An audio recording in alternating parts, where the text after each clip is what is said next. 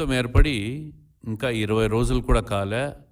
మా నాయకుడు చంద్రబాబు నాయుడు గారు ముఖ్యమంత్రి అయ్యి జూన్ 12వ తేదీ అయితే ఈ రోజుకి 22 రోజులైంది.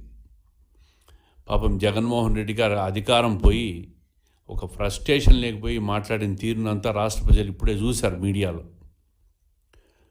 ఒక హత్యారోపణలో కేసుల్లో ఇరుక్కున్న వ్యక్తిని ఈరోజు జైలుకు పోయి చూశాడు. ఆయన 4 సార్లు ఎమ్మెల్యే అయ్యాడంట. ఆయన ఒక విధ్వంసం సృష్టించిన మనిషి పిన్నెల్లి రామకృష్ణారెడ్డి గారు.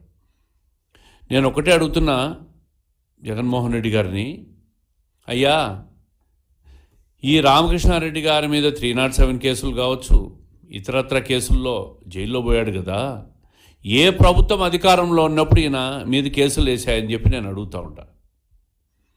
ఎన్నికల కోడ్ అమల్లో ఉండగా దేశవ్యాప్తంగా ఎన్నికలు జరుగుతున్న తరుణంలో ఆయన మీద కేసులు నమోదయ్యా. ఆ రోజు చంద్రబాబు నాయుడు గారు ముఖ్యమంత్రి.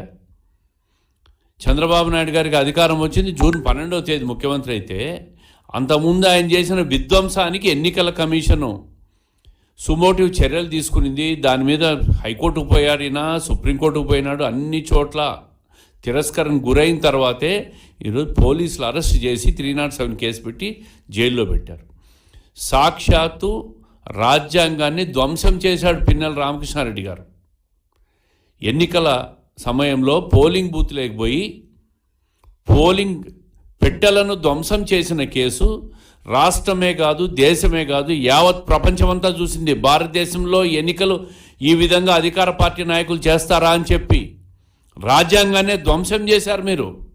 అటువంటి నాయకుడిని మీరు ఈరోజు జైలుకు పోయి పరామర్శకు పోయి చంద్రబాబు నాయుడు గారిని హెచ్చరిస్తారా? 5 సంవత్సరాలు ఒక విధ్వంస పాలన చేశారు మీరు. ఎన్నికలు జరుగుతున్న సమయం, ఎన్నికల కోడ్ అమల్లో ఉన్న సమయంలో కూడా విధ్వంసం చేసే ప్రయత్నం చేశారు, దొరికిపోయినారు. మా చంద్రబాబు నాయుడు గారు ఎప్పుడూ రాజ్యాంగాన్ని గౌరవిస్తాడు, పరిరక్షిస్తాడు. 42 సంవత్సరాలు 43 సంవత్సరాల రాజకీయ జీవితంలో ఏ రోజు అరాచకాన్ని కానీ, అన్యాయాన్ని కానీ, అవినీతి కానీ ఎంకరేజ్ చేసిన మనిషి కాదు ఆయన. ఈ 20 రోజుల్లోనే మచ్చుకు 2 ఉదాహరణలు చెప్తాను. రాయచోటి శాసనసభ్యుడి గారి కుటుంబ సభ్యురాలు ఏదో మాట్లాడితే ఇమ్మీడియట్గా స్పందించి వాళ్ళను కట్టడి చేసి భవిష్యత్తులో ఇట్లాంటి చేయొద్దని చెప్పాడు.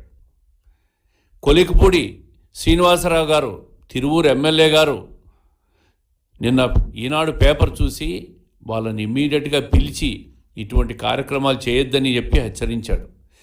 ఎవరైనా సరే తెలుగుదేశం పార్టీలో చట్టాన్ని చేతిలోకి తీసుకొని వ్యవహరిస్తే నేను ఉపేక్షించానని చెప్పి గట్టిగా హెచ్చరిక పంపిన నాయకుడు మా నాయకుడు చంద్రబాబు నాయుడు గారు. నీలాగా ప్రతి కార్యకర్తను విధ్వంసం పేరుతో నీ ఇష్టం, రాష్ట్రం మనదే, ఇప్పుడు ఈ 5 సంవత్సరాలు ఏది కావాలంటే దోచుకోండి, ఇసుక దోచుకోండి, మట్టి దోచుకోండి, లిక్కర్ దోచుకోండి, భూములు ఆకుపై చేసుకోండి, అరాచకం సృష్టించండి, ప్రశ్నించే వారి మీద హత్యలు చేయండి, కేసులు పెట్టే పోలీసులను కూడా మనం ఆధీనంలోకి తీసుకున్నామని చెప్పి సొంత రాజ్యాంగాన్ని నడిపి 5 సంవత్సరాలు ఈరోజు మళ్ళీ అంబేద్కర్ రాజ్యాంగం అమల్లోకి వచ్చిందని చెప్పి బాధలో, ఫ్రస్ట్రేషన్లో 307 కేసు పెట్టారని చెప్పి పిన్నెల్లి రామకృష్ణారెడ్డి గారిని సమర్థించే ప్రయత్నం చేశావంటే నీ మనస్తత్వం ఏంటో, ఎందుకు నిన్న 5 సంవత్సరాలు ప్రజలు నిన్ను చూసి విసిగి వేసారిపోయి ఆంధ్రప్రదేశ్ రాష్ట్ర చరిత్రలో ఎప్పుడూ ఇవ్వనటువంటి 164 సీట్ల తీర్పునిచ్చారో ఒక్కసారి అర్థం చేసుకొని. 1 నెల రోజులు కూడా కాలేదు మీరు ముఖ్యమంత్రి అయ్యి. నేను అడుగుతున్నాను, ఈరోజు రామకృష్ణారెడ్డి గారి మీద ఈ కార్యక్రమాలన్నీ తెలుగుదేశం పార్టీ పేపర్ ప్రచురించింది. దీంట్లో ఒక్క అబద్ధమన్నా ఉందా మాజీ ముఖ్యమంత్రి గారని చెప్పి నేను అడుగుతూ ఉండా.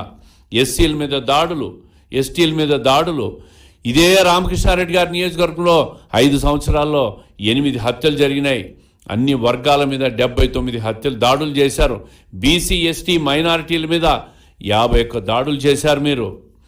ఇదే ప్రజలకు ముఖం చూపించలేక మీరు 20 రోజుల్లో ఓడిపోయిన దానికి మొహం చూపించలేక తిరిగి జైలులో ఉన్న ఖైదీలకు మొహం చూపించేదానికి పోయినారంటే మీరు ఎటువంటి వారో మిమ్మల్ని అర్థం చేసుకోవచ్చు.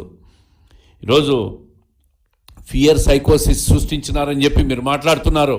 ఫియర్ సైకోసిస్ సృష్టించింది జగన్మోహన్ రెడ్డి గారు. మీరు ముఖ్యమంత్రిగా ఉన్న సమయంలో ఆంధ్రప్రదేశ్ రాష్ట్రంలో ప్రజలను ఒక ఫియర్ సైకోసిస్లో ఉంచినావు. అందుకే ఆ ఫియర్ సైకోసిస్ నుంచి వాళ్ళు బయటపడలేక 5 సంవత్సరాలు మనసులో పెట్టుకొని ఎన్నికలు వచ్చేసరికి ఓటు రూపంలో వాళ్ళ ఫియర్నంతా కూడా బయటికి తీసుకొచ్చి ఓటు రూపంలో సైలెంట్గా ఓటేసి మిమ్మల్ని ఇంటికి పంపించిందని చెప్పి నేను గుర్తు చేస్తూ ఉండా. మీరు మీలాగా ఎక్కడా కూడా అరాచకం అవినీతి తెలుగుదేశం ప్రభుత్వంలో జరగలే. 20 రోజులు కాకముందే హామీలన్నీ అమలు చేయమని అడుగుతున్నారు మీరు. ఏమయ్యా, సూపర్ 6 పథకాలు ప్రకటించింది తెలుగుదేశం పార్టీ. మీలాగా హామీలు ఇచ్చామని చెప్పి 99% అమలు చేశామని చెప్పి ఊరూరా మీరు మీ మంత్రులు మీ ఎమ్మెల్యేలు డంకా బైరాయించారే. ప్రజలు నమ్మింటే మీకు మళ్ళీ ఓట్లేసే వాళ్ళే కదా. మీరు ప్రజలకు మంచి చేసింటే, న్యాయం చేసింటే, ప్రజలకు సంక్షేమం అందించింటే, రాష్ట్రానికి అభివృద్ధి చేసింటే మీకు కూడా ఓట్లేసేవాళ్ళు. అవన్నీ చేయలేదనే కదా మిమ్మల్ని ఇంటికి పంపించారు. రాష్ట్రాన్ని ఆర్థికంగా ధ్వంసం చేశారు, అరాచకం సృష్టించారు, ప్రజలను భయభ్రాంతులు గురి చేశారు మీరు. ఈరోజు సూపర్ 6 పథకాల్లో ముఖ్యమంత్రి అయిన 20 రోజుల్లో 18 రోజుల్లో పేద ప్రజలకు 4,000 రూపాయలు, 3,000 నుంచి 4,000 రూపాయలు పెన్షన్ పెంచి, పాత బకాయిలు 3 నెలలు కూడా పెంచి 7,000 రూపాయలు ఇచ్చిన ప్రభుత్వం తెలుగుదేశం ప్రభుత్వం, మా నాయకుడు చంద్రబాబు నాయుడు గారు.